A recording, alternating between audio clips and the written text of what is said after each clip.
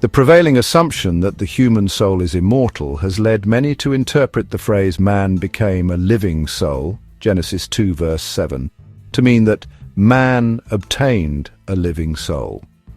This interpretation has been challenged by numerous scholars who are aware of the difference between the Greek dualistic and the biblical holistic conception of human nature. In his study, Anthropology of the Old Testament, Hans Walter Wolff comments on Genesis 2 verse 7 saying, "What does nephesh or soul mean here? Certainly not soul in the traditional dualistic sense. Nephesh or soul was designed to be seen together with the whole form of man and especially with his breath. Moreover, man does not have nephesh or soul. He is nephesh or soul. He lives as nephesh or soul. The fact that the soul in the Bible stands for the whole living person is recognized even by Catholic scholar Dom Woolston-Mork. In his book, The Biblical Meaning of Man, he writes, "It is nephesh or soul that gives life to the bashar or body, but not as a distinct substance. Adam doesn't have nephesh or soul. He is nephesh or soul, just as he is bashar or body.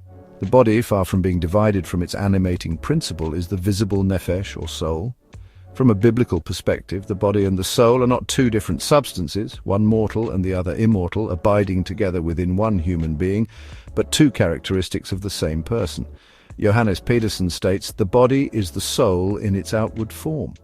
H. Wheeler Robinson also states, "The Hebrew idea of personality is that of an animated body, not, like the Greek, that of an incarnate soul."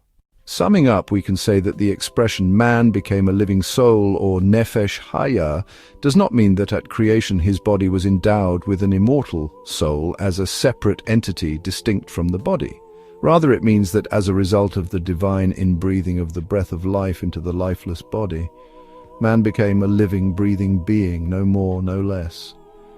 The heart began to beat, the blood circulated, the brain to think, and all the vital signs of life were activated. Simply stated, a living soul means a living being.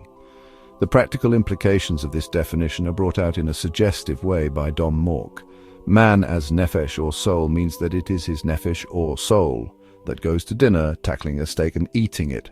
When I see another person, what I see is not merely his body, but his visible nephesh or soul, because in the terms of Genesis 2 verse 7, that is what man is, a living nephesh. The eyes have been called the window of the soul. This is actually dichotomy. The eyes, as long as they belong to the living person, are in themselves the revelation of the soul. See the full video for more details. Subscribe, like and share.